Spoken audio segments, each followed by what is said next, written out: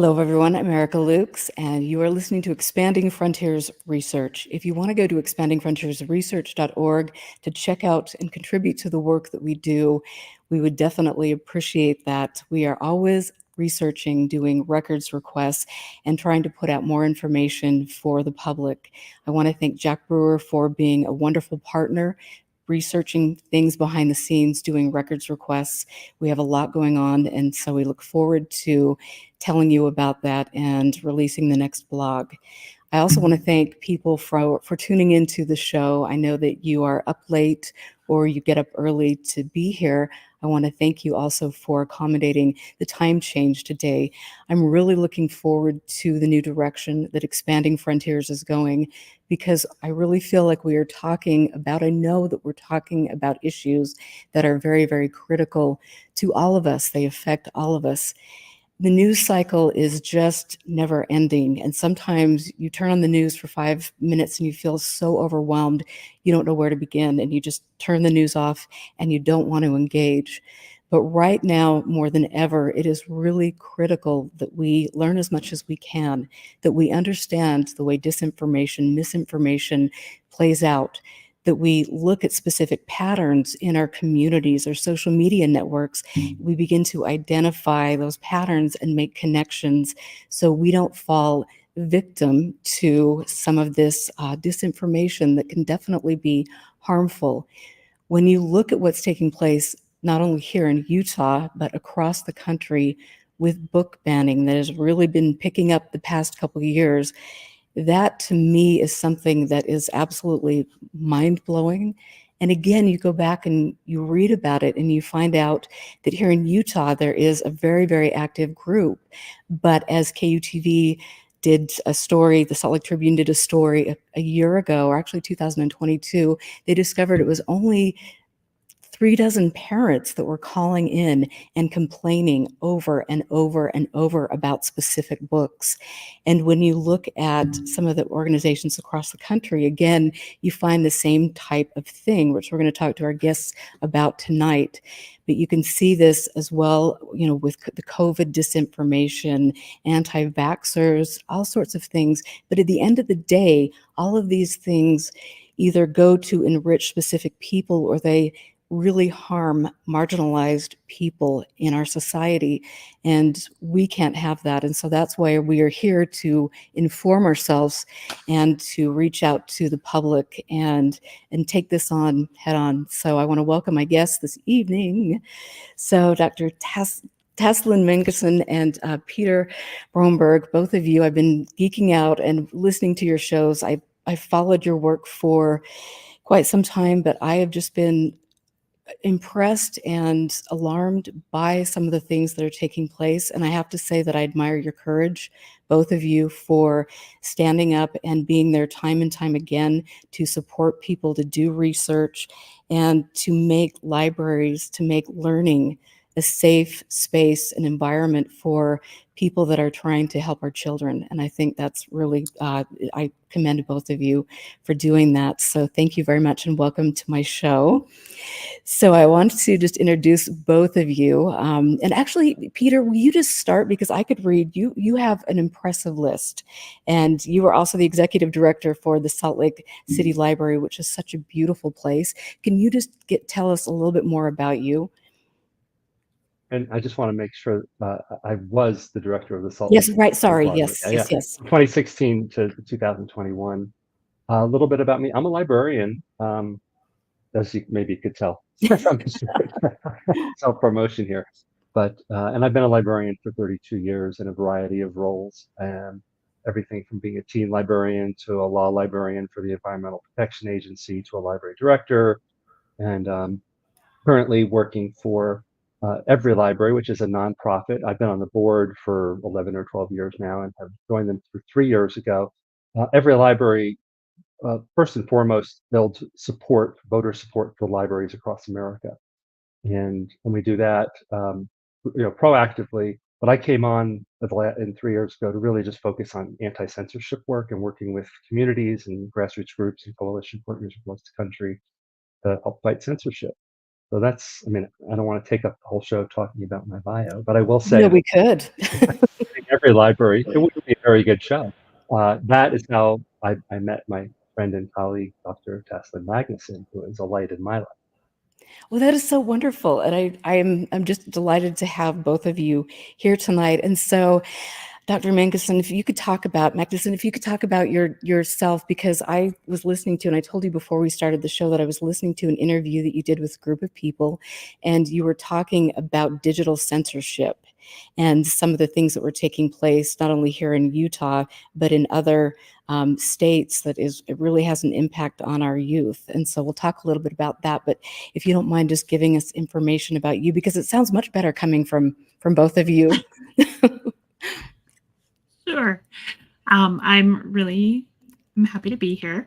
I'm not a librarian. Probably easier to say not a librarian, not an educator. I am a mom. I'm a writer and a researcher. And I came into this work by accident. I have an MFA in writing for children and young adults.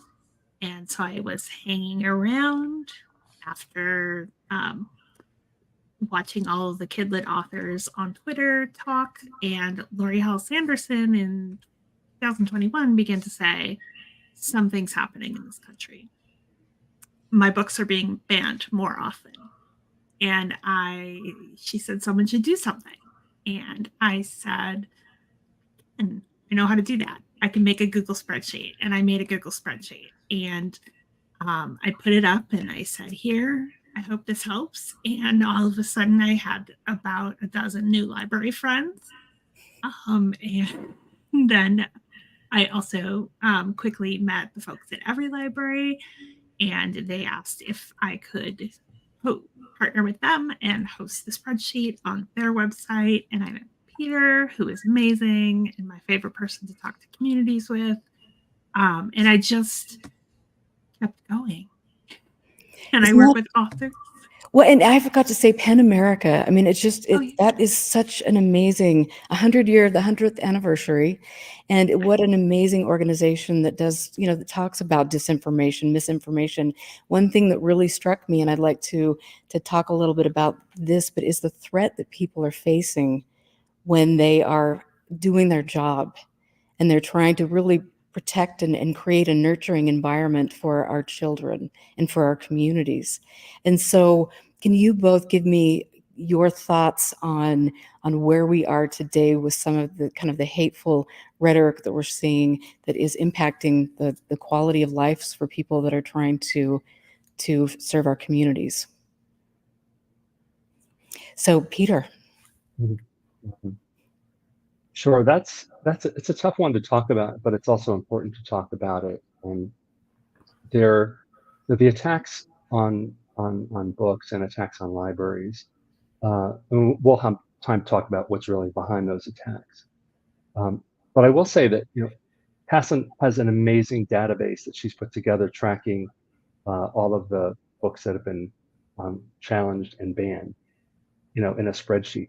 But I oftentimes talk about the harm that doesn't fit on a spreadsheet, and that's where human beings come in. There are librarians who are people who get out of bed in the morning, get dressed and go to work, teachers who get out of bed, go to work, and they've chosen a career and chosen a path of service to society, to educate children, to provide information to their communities, to support the veterans in their community, support the families in their community, the elderly in their community, the students, the people experiencing homelessness. These are people who are doing something because they see a way to contribute back, right, to their neighbors in their community, and they are being called words that I'm not going to repeat here on the air, but they're being called these things to their face in public meetings, in Facebook posts. There was just an article yesterday about some things that are happening in Colorado, where literally people are stalking librarians and teachers and going to their houses, posting notes. So they're being doxxed. I mean, when you're not feeling safe in your own home and your children and your spouse and your family aren't safe. And this is simply because they're standing up in a public meeting trying to defend the right to have books that reflect the experiences of all human beings on the shelves of their public library. So there's a human toll, and Tasslyn and I both can tell far too many stories about the conversations we've had with librarians and teachers who are experiencing real mental and physical health crises, having to leave their jobs, feeling ostracized in their communities. It's a significant toll, and it's underreported. But again, it doesn't show up on a spreadsheet. It doesn't show up in a report of the numbers of books. But it's as if not more significant than that impact as well, I believe. Thank you very much for speaking about that, because I've been mortified to read some of the articles that are coming out, especially recently. There was one yesterday that talked about a librarian that had to sleep with a gun and didn't want to go into, the woods or in dark roads late at night because she was so in fear for her safety. So I think this is a really important and, as you say, kind of an underreported or touched on topic. So thank you very much. And so what is your opinion about that? What have you, now, aside from the spreadsheets, what are your thoughts? Well, as somebody who has a experience and connection, a deep connection to authors, I love kids literature. I went into it to learn how to write it, but what I loved even more was the passion and engagement with the audience that people who write for children set out to do. In many ways, they're always have the kids and the students and the young people in their mind, and are thinking about how their books might help and support those kids. And in addition, they're also often writing the books of their heart that they wanted when they were young and didn't have. Sorry, not used to using my earbuds. And so the books that are getting banned are books that they knew they needed as young people. And they hear, that was one of the most profound things that I heard right away. I heard from librarians who were like, thank you. I didn't know it was happening everywhere else too. And then from authors who said, can you help me talk to young people who want me to save their books? Can you help me talk to this mom who said that her daughter didn't commit suicide because she read it, or that she finally talked about a great, horrible thing that happened in their life after they read Speak? And so all of those things are so deeply wounding to authors, in addition to the fact that so many authors are losing vast amounts of money and opportunities and connections and school visits and income, and it's devastating as well to them. And it's just, I look at the books that are on the list, and obviously in Utah, that's quite large these days. But these are, Judy Blume. That's something that I read as a child in my grade school library. It's just, when you question people like Representative Ivory or people about specific things and say, they've got their great talking points about specific portions in books. But then when they're questioned, well, can you tell me a little bit more about the substance of the book or the author or the main character? They don't know that information because they just want to put out the most abrasive, stuff without context. And so that's really been amazing to me. And I think that's something that people need to know, so they're not just going along with that whole thing.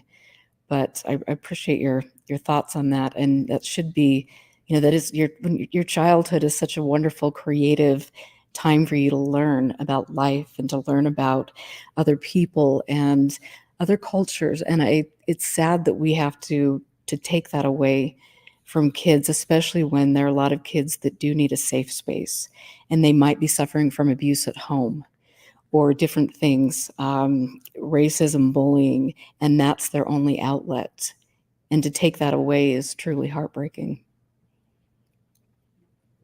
So thank you for letting me go just on that. But because I do feel very passionate about our young kids and things. And so with the kind of blowback, Peter, can you tell me, when did you start to see that with your work as a librarian? And have there been different time periods where it's intensified and died down?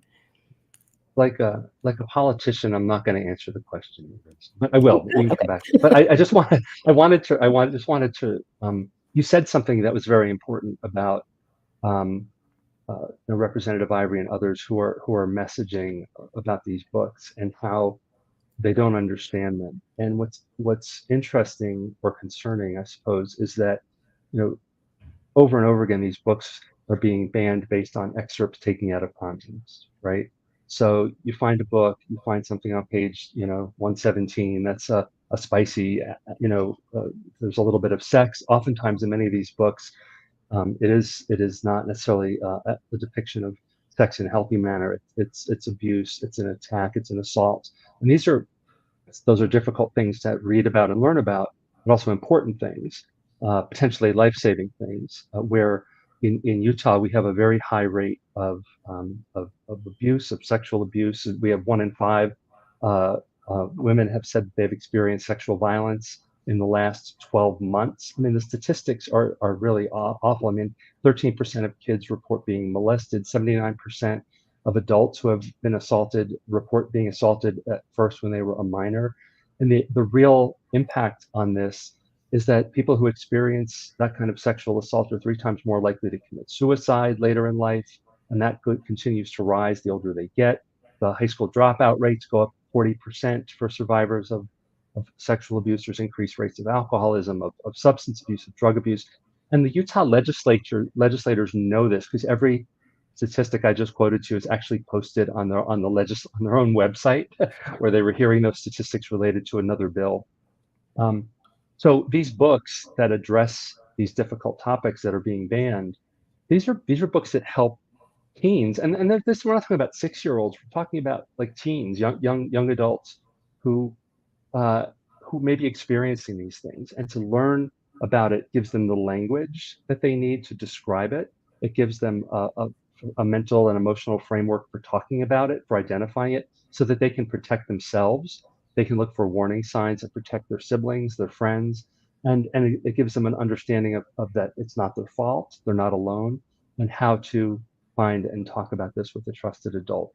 So the fact that those excerpts are taken out of context and presented as if this is a hustler magazine or it's hardcore pornography is so deeply, deeply disturbing to me that it's hard for me to talk about it. It's the harm that is being done in the name of so-called protecting children is is really disturbing. And all of the arguments that are put forth for why these books should be banned are based on misinformation and a refusal to actually read the whole book. And the last thing I want to say about this is that Brian King, who's a legislator in Utah, and he's actually running for governor right now, and my friend and colleague, who's a librarian, Rebecca Cummings, is running as lieutenant governor.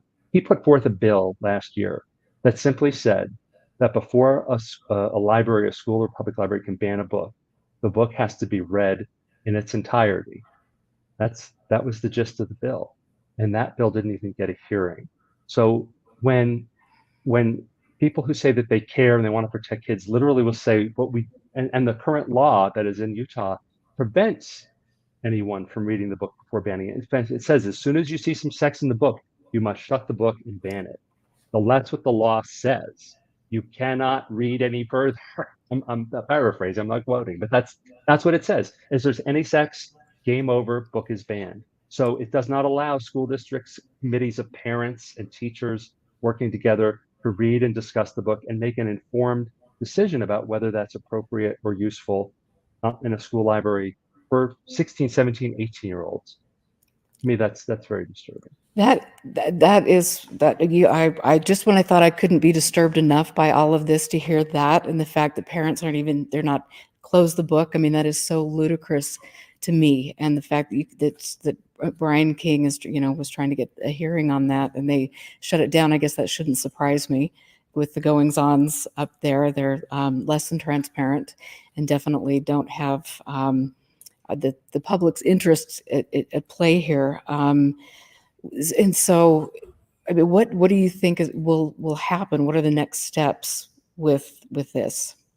Well, that's a great question, and I don't want to take the mic away from Tasslyn. Yeah. I was inferring you were asking me to follow up on that. So we have a an organization or a coalition of organizations in Utah called letutahread.org. Once again, that's letutahread.org.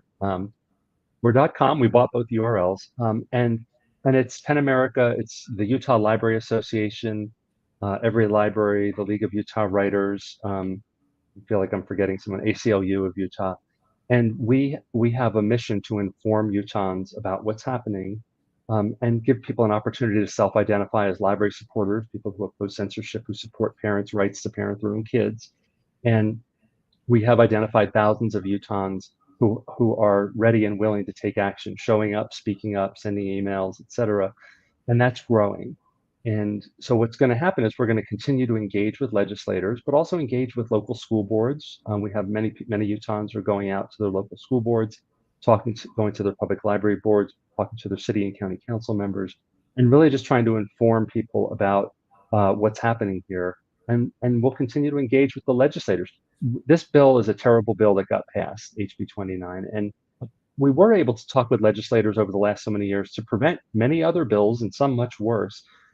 Unfortunately, it seems that as the legislature, through gerrymandering and other political forces, is becoming much more extreme.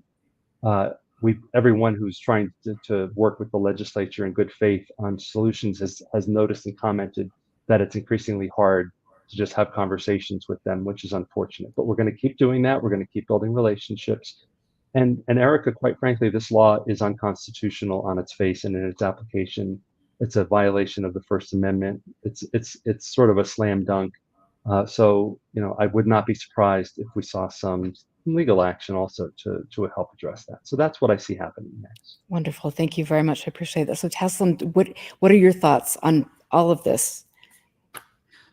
Well, I'm really glad that Peter brought up sort of Let Utah Reads and other community groups, because everywhere where we go together and to talk to folks, and everywhere where I've been, the communities are fighting back. They want to be able to parent their kids. They want to be able to have choices and not have other people choose what's right for their kids.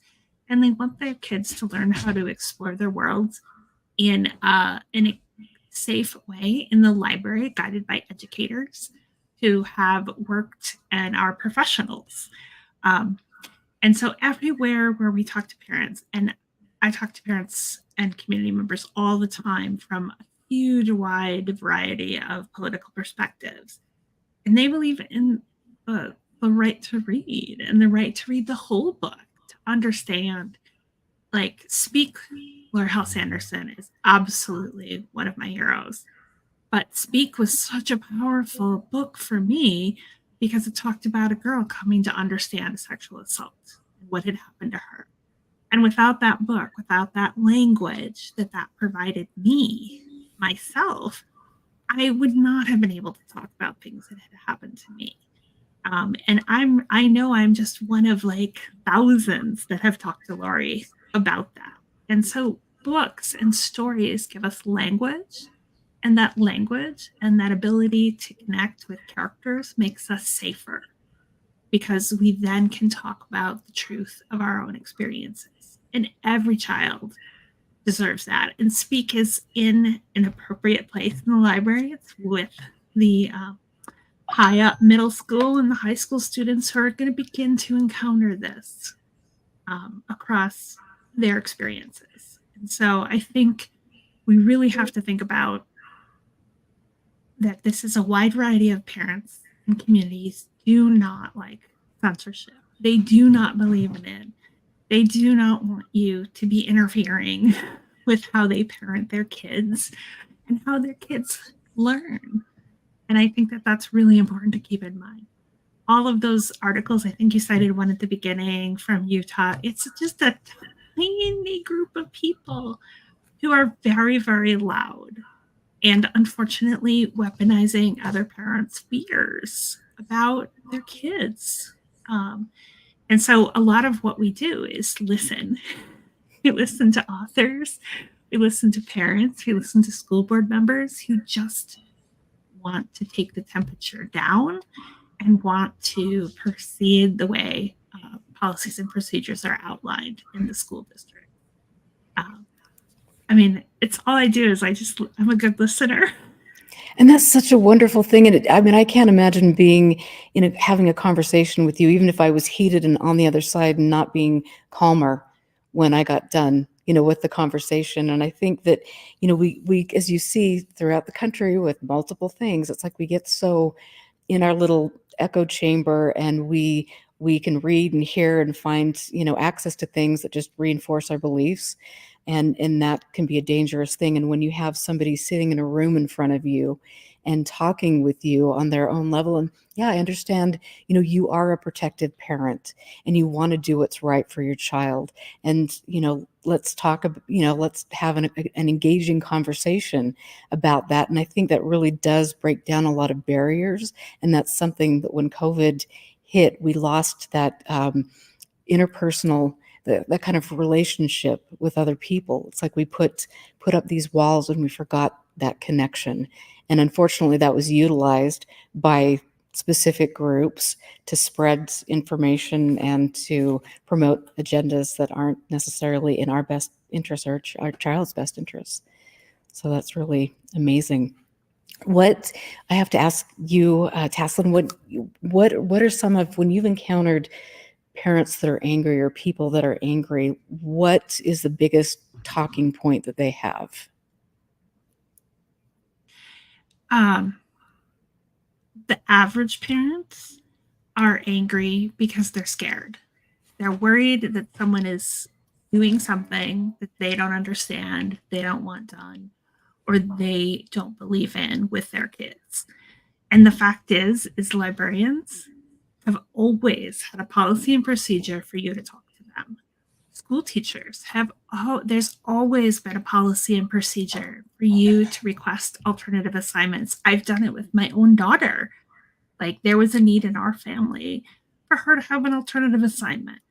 I spoke to the teacher, I spoke to the principal, and we got an alternative assignment. There was no need for everybody else to have an alternative assignment. It's what fit my family at that moment in time. And so I think parents, one of the first things I tell any school board if I have a chance to talk to them is, like, put it all up online and make sure you know your policies and procedures, because you've always been open to these conversations. Every librarian I know, and I know a lot now, have been like, I just want to talk to them. I just want to talk to them. I want to show them what I do. And I think that that's really important for parents to remember, is that nobody doesn't want to talk to you. They all want to talk to you. They all want to have a conversation about the well-being of your student, and they want to do what's right for your student. And that's really getting lost in all of the noise that happens. So I think that's probably the big thing. I think I went on a tangent there, but Oh, I love it. Tangents are good. That's awesome. And so have you encountered, I mean, if you ever felt threatened, or have you ever felt in danger? I'll ask either of you with your work.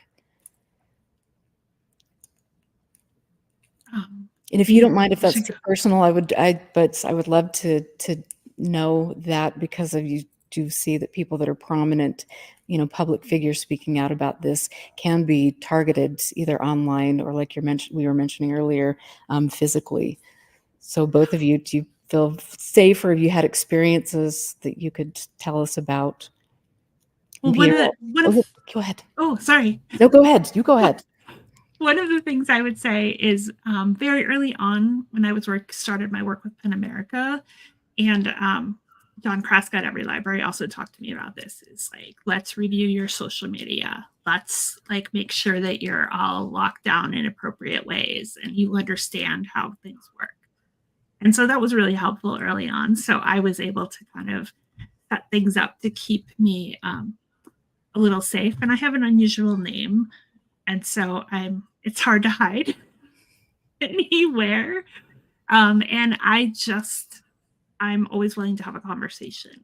So I have not, but I have good friends who work in Freedom to Read Project in Florida and in Texas, who have had much more difficult situations and much more frightening situations. And I've become rather adept at figuring out the resources to support people both emotionally and to ask about safety questions.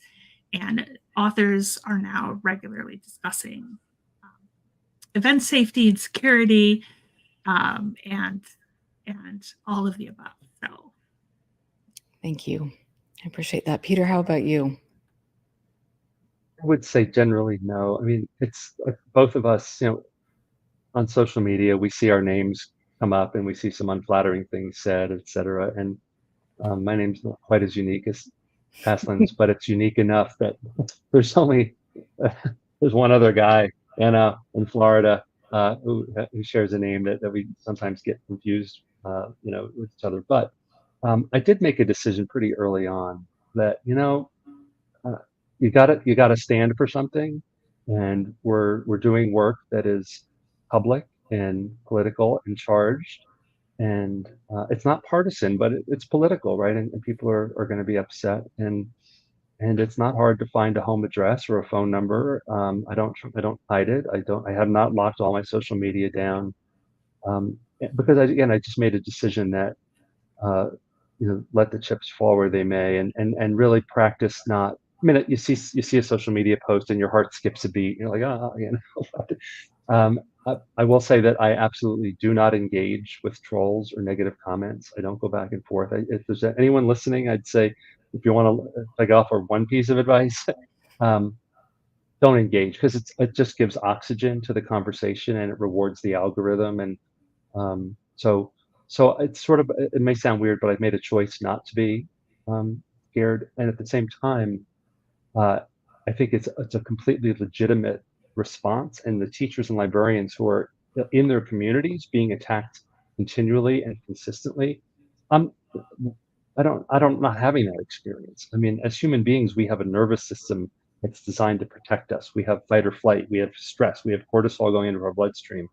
And when you're under sort of this constant, even just like low level, ongoing, continual attack, um, that is going to have an impact. It is, and it's this is biology. This is our nervous system trying to protect us. This is a steady stream of cortisol in our bloodstream without getting too scientific and geeky, and it's real. And so I don't want to compare what fears I might be faced with someone who's really in the heat of the battle and really under attack in a much more direct and frightening manner.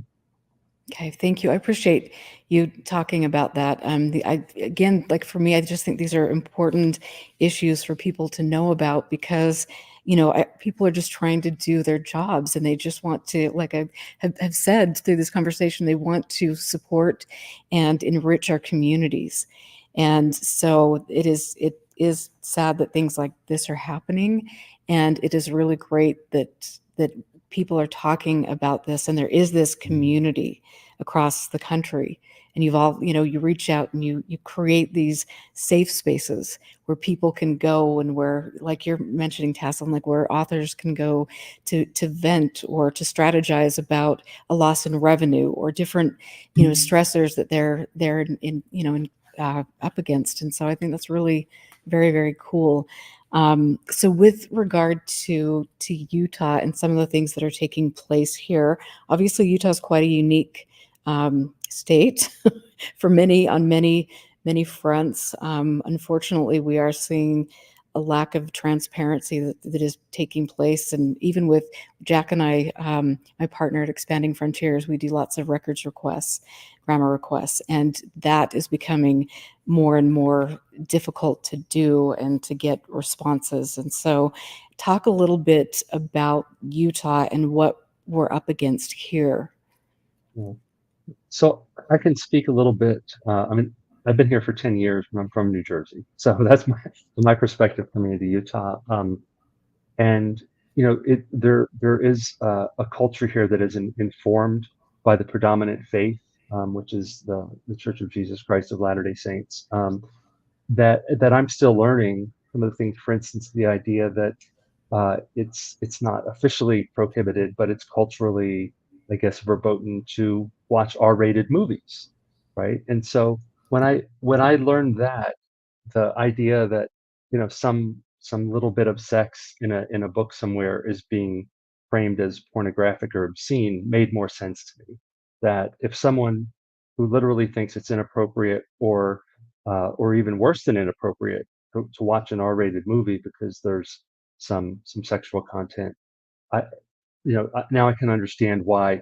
I'm not saying I agree with it, but it gave me a deeper understanding, and it also gave me an understanding maybe around why it's challenging to have a conversation around um, around those topics.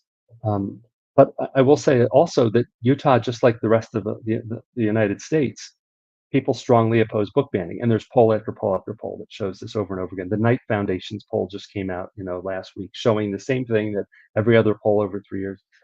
What's interesting is there was a poll that came out from BYU and Deseret News, which, for those who don't know, those are both parts of the Church of Jesus Christ of Latter-day Saints, and they do what's called an American Family Survey, and this was 2 years ago now, going on just under, where they did a poll on book banning. And the gist of it, the lead researcher, Jeremy Pope, summed it up by saying, people really don't like book banning. But not only do they oppose book banning, but one, they don't think that there's a problem to begin with, um, by wide majorities. Two, they think if there is a book on a shelf that's problematic, this should be, as Tasslyn says, like some conversation between librarians, teachers, and parents, not politicians. Politicians are the least trusted people to address, which should be on a library shelf. Again, poll after poll shows this. So this is true in Utah as well. It's just, again, like many other places in America, the book banners got started and got active before anyone else had a chance to notice what was going on and speak up and show up, because there was COVID, there was a pandemic, there was inflation, there was lots of other things going on in the world, and school board members and politicians responded to the loud people in front of them who were fear mongering and reading excerpts out of context that seemed shocking, and damage was done before we had a chance to organize and show up and speak up, which we are doing now. And I will say one last piece of good news that's not Utah specific per se, but what happens when a committee of parents actually reads the book as a whole, as, by the way, the law requires.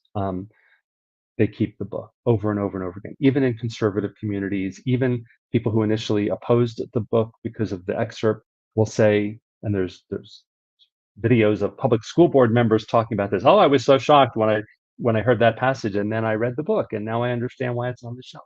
And that's why they don't want you to read the whole book. That's why they passed a law in Utah that doesn't let the parents and librarians in a committee at a school district level read the book as a whole, talk about it, talk about how that matches their policies and the educational goals for that community, how it maps to state standards, et cetera. Because if they actually read the book and had those conversations, 99 times out of 100, they'd keep the book on the shelf. And that's just mind-blowing to me. Who was behind that? Same cast of characters? Well, so the bill was sponsored by Representative Ken Ivory and Senator Todd Weiler, both of whom are up for re-election this year. I'm nonpartisan. I'm just providing facts. It's what a librarian does. Those are the bill sponsors, and they are running for re-election. And this is an important issue. Like I would encourage people to, again, to vote for their value system. Who are the legislators? Who are the school board members? Who are the elected officials that reflect your value system? And if book banning goes against your value system, that you think parents should parent their own kids, that teens should have access to important information that can protect them, let that inform your voting choices as well. And voting is one day of the year. Call up your legislators, say, can we get together? I want to talk to you. Send an email, have a phone conversation. There's ways to be engaged and make a difference every day of the year, not just on election day. And in many ways, it's the other 364 days where we have a lot more power as citizens and as advocates. And thank you for saying that. And sorry, go ahead. I didn't mean to cut you off. No, it's just I seem to be good at it. Jumping in. Go ahead. I will just start talking. Yeah, do, please. No, just to follow up on that, like one of the things I learned very early on in COVID is, I am a mom who's like, my kids, when they're in school, that's their business. When they come home, that's my business. They were teenagers in COVID. But my principal, he's like, I think I really would appreciate it if you came to school board meetings. There's a lot of people here who are really angry. And I think you could offer a perspective. And I was like, okay, I mean, I'm really busy. But it turns out there are a lot of people there who were offering a perspective I didn't agree with. And they've been there for a while and they were really loud. And so I learned there, and I go to my school board meeting every single month now because I want to be there to listen and support those school board members. And I told them every time, and I tell them now too, I'm not going to agree with you on everything, but I respect your service. I respect what you're doing, and I want them to know that I have their back. Like, and that's kind of what I think a lot of these people want. And I found out too that some of them were like parents of kids in my kids' grades, and they're just normal people who need to know that there are a multitude of voices out there and who they want to hear from. And I think that that's also something really important. I was ceding the space to people who were a small amount of people who were really loud. And for any parent who goes to their first school board meeting, I will talk you through it anytime. It's a little scary. It feels a little scary to speak out, let alone if you're in a hot district. But everybody can do it. And it's very empowering to take that moment and thank people in your district. Thank those librarians, thank the school board members, thank those folks for speaking for your kids, because that's what they're doing every single day. And they've had a hard couple years. Yeah, absolutely. Absolutely. And, I have a lot of friends who are educators, and just to hear, and obviously school has just started, and just to hear some of the things that they're up against, and just not even dealing with any of this type of stuff. I mean, just the fact that we don't have enough funding, that teachers are dipping into their own pockets to buy supplies for the school children. I mean, they have so many things. And now in Utah, where, we're allowing people with a gun to go into classrooms that aren't Volunteers. necessarily, what a great idea. That sounds great. Yeah.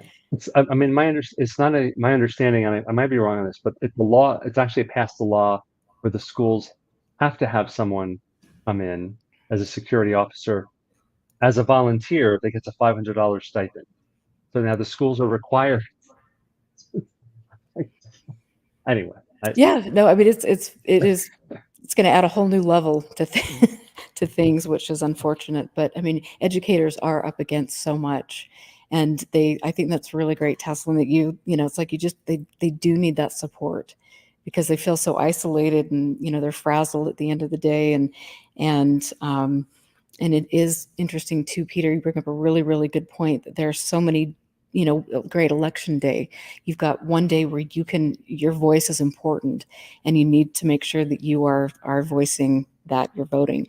But there are so many things to do by attending meetings, by going to rallies, by, finding people in your community that are doing the same thing, networking. And my mother and grandmother were community activists, and so it was very interesting to go to different meetings, community council meetings, and see that the majority of people that want to complain, at least back in the day, they were only there once every year. If there was an issue that came up, it's like, we're going to go be really loud, and then we'll let somebody else do the work. And I think the dynamic has changed a little bit, but we have to be involved and there, and make a commitment to do that. And I think that's a really great point. So thank you, both of you, for your great points. Can I add something to Tasslyn had talked about listening, and her willingness to talk to anybody who wants to go to a school board meeting and talking through it if it's their first time. More broadly than that, Tasslyn especially, and she and I together, a lot of what we do is talk to people, oftentimes together, sometimes separately, but someone who has said, hey, I don't like what's happening in my community in terms of book banning, in terms of attacks on libraries, in terms of attacks on librarians or teachers. And I don't know what to do about it, because many people, we weren't taught how to be community activists, or even how to civically engage in a meaningful way. And we might feel alone, as you pointed out, Erica, and So where's our tribe? Where's our other people? So what Tasslyn and I do is we talk and we say, this is how you can make a difference, and we're here to help you. Everybody that we talk to gets our cell phone number, gets our Calendly link, so they can people have the power to put stuff on our calendars at will, and they do it all the time. Um, and then we say, here's how you do it, and we help them very quickly find hundreds, oftentimes thousands of other people in their community care. And we do this through a petition. There's a website that every library and a service called fightforthefirst.org that every library launched about a year and a half ago. And it's really designed as kind of like community organizing and advocacy turnkey. But the platform itself, which is great, it has petitions and events and groups, and people can just go there and start a petition, start a campaign. But anyone that goes there and takes any action or that is interested in it immediately gets an opportunity to talk with me, a colleague, Tasslyn, and we say, this is how you do it. And we help put some money behind digital advertising on social media, which is how people can build up a team really quickly. So in other words, if you're in, like we helped letdavisread.org, that's a spinoff of Let Utah Read, right? A couple of concerned parents in Davis County said, we don't like what's happening at our school district. Let's get it going. Within 48 hours, they have 800 other people in Davis County who say, we don't like it either. What do we do? Wow. And it's a bit of a success story. It's incremental, but they're doing great work there in not just showing up to the board meetings, but they've reached out, they've done grandma requests, and that's a public records request. That's what we call it in Utah, as grandma. But they've reached out to the superintendent, the school board president, the board members, and they're establishing good, trusting, respectful relationships, and actually having in-person meetings where they're reviewing the policy, and the board has been amenable to making policy changes. We're not getting everything we want, right? But we're having a positive impact, and those relationships are building that foundation for future work to be done. And these are not people who are trained in community organizing or activism. They're just concerned parents, concerned community members, and we give them support. And we're seeing this play out. I think we're in 34 states with groups right now, and then some statewide level groups in Alabama, Georgia, Florida, Texas, Utah, some others. I don't know. I lose track. But so on a note of hope, you can actually be pretty powerful, and we can help you. You're not alone if you're interested in reaching out. As you know, either of us, you can put our names in Google and you'll find our contact. And I'll be providing, links to everything in the show notes. But I mean, I think that is so cool that you are doing that, and within a matter of, a couple of days, you can amass all of these followers. And, I think, I feel like in the past, even a couple of days, like the sentiment in our country has changed.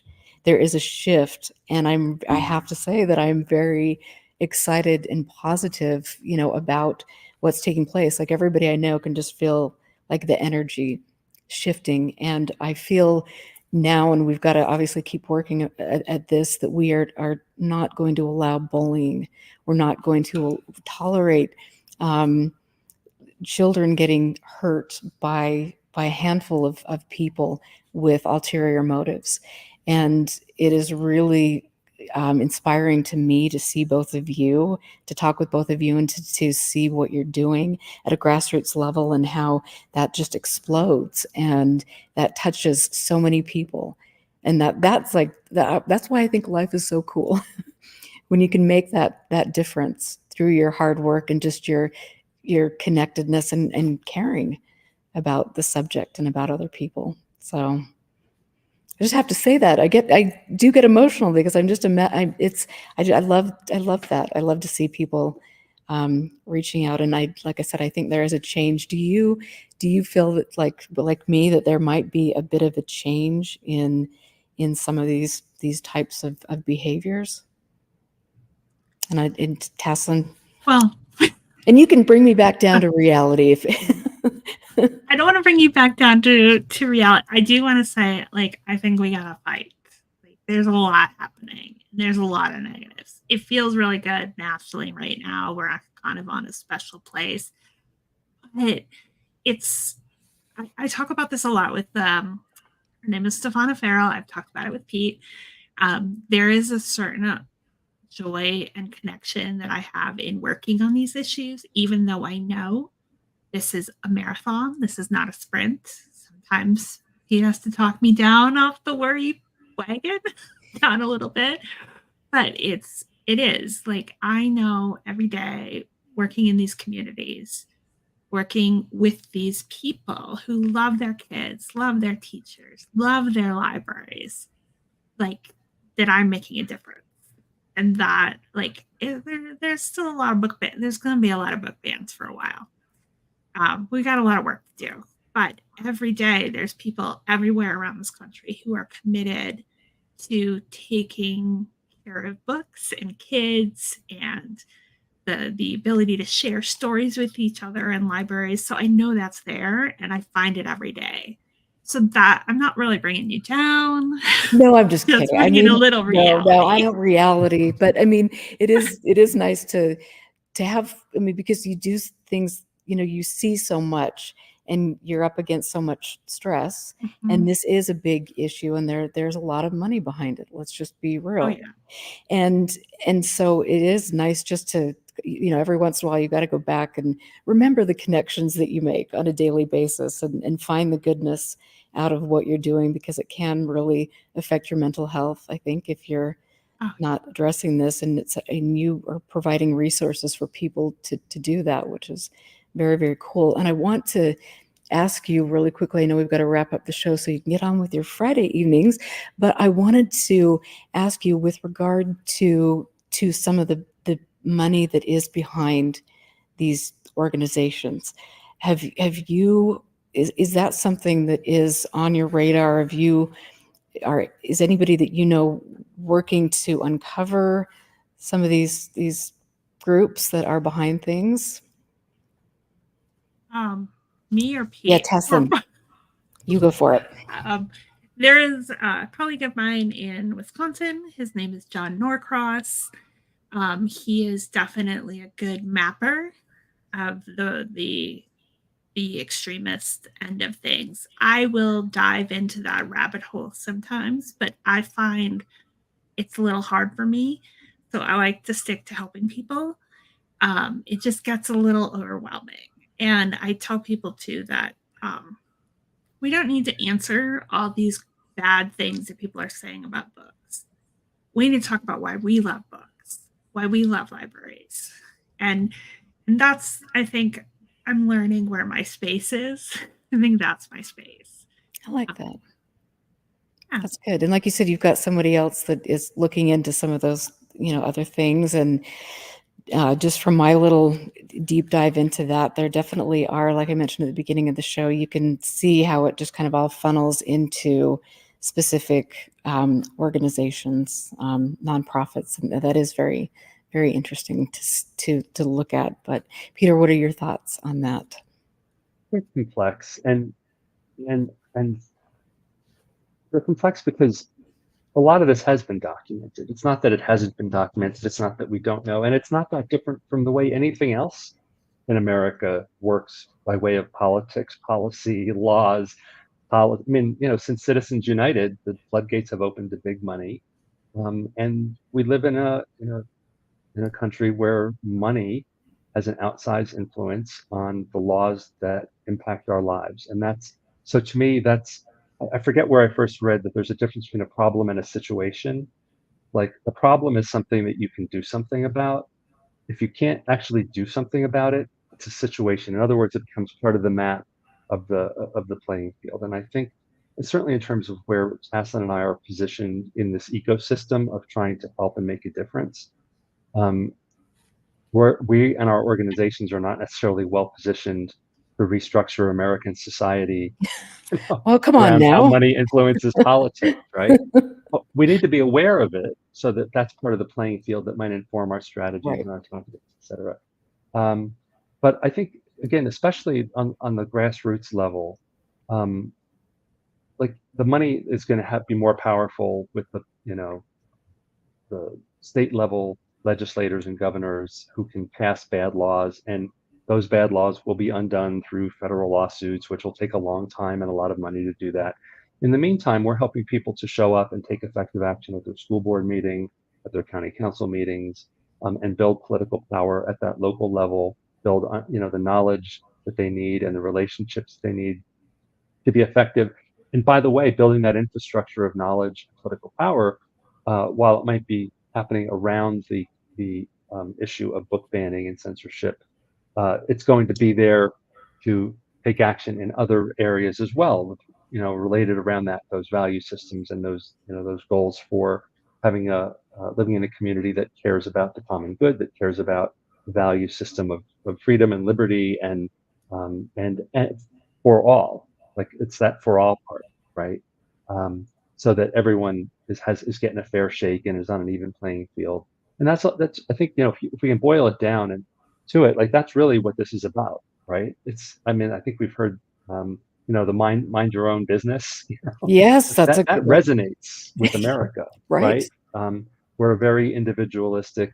We have a culture. We have a strong streak of libertarianism, and let's give everyone a fair shake. We want, when you go to the library, we should be able to see everyone's stories reflected on the shelves. Anyone should be able to go and find a book that reflects their experience, and while also being a window into other people's experience, so that we can understand others, which helps us. That's going to grease on the wheels of a pluralistic, diverse society, right? So, I think I went a little bit afield of your question, but yes, we're not going to solve money in politics. Okay. In the next. Well, I mean, and you bring up a good point, and that kind of helps me to kind of rein myself back in, because I find myself going down those rabbit holes when I'm researching, and there is a lot to it, and it is good to know the playing field, so you can understand from a greater perspective. Okay, this isn't just a handful of people. There is a machine behind this, and this is how it works, and that does empower you, and it helps so you're not completely frustrated at times. And so I think it is good to know where you're at and what you're advocating for, and to find your own space, and to do the work that you guys are both doing. And I would love to have both of you back sometime, because there's so much more that I want to talk to both of you about, but I appreciate your time in being here. And if you had one last thought about just giving the public encouragement about what each of us can do to do our part, what would you say for your last parting advice? And so, Peter, let's start with you. It's a bumper sticker level advice here. It's show up and speak up. I mean, it really comes down to that. If you're in Utah, go to letutahread.org. If you're anywhere else in America, go to fightforthefirst.org or everylibrary.org, and we can help you. But if nothing else, start going to your school board meetings. Go talk to your legislators and your city and county council members, and let them know I support the right to read. Books are meaningful to me, and engage in those conversations around the power of books and literature in your life, and ask them how books impacted their lives and get them talking about it too. Thank you very much. Tasslyn, your closing thoughts. All of what Peter said. I guess I would also say your story matters. Like, your voice matters. And the more you get comfortable speaking and sharing and asking other people to hear their story, the better off we'll all be. And I think that's probably the most important thing. I love that. Thank you. Yeah, and you know what? I think and I'm always, I just have to say that one person can make a difference. And I think that's like, just if you educate yourself and you speak out and you empower yourself and other people, and then find those connections, which obviously you are both very adept at making and giving people support. I think that's a really, really great thing. And as you say, this isn't, we're not on a new path and we can just all drop this. And this is something we're going to have to work on and shine a light on. And I commend you both, and thank you for your courage and fortitude for doing that. And so thank you both for joining me. I really appreciate it. Thanks for having me. And have a good Friday, you guys. Stay out of trouble. Thank you. And I'll post your links in the show. And also, I just want to mention PEN America too. That is so amazing. So thank thanks. you both. You guys have a wonderful evening. Take care. You too. So anyway, that was a great conversation. I could go on much, much longer, but I want to just thank both of them for being here and being just giving us advice and being candid about their experiences. And I also want to encourage all of you to make sure that you pay attention to what's going on in our communities and support people that are doing their part to make your community a safer and more enriched environment. I'm Erica Lukes. I want to thank Jack Brewer for being a part of Expanding Frontiers. You can go to expandingfrontiersresearch.org to check out our latest work. I hope you all have a wonderful weekend, and I will catch you next week. Bye-bye.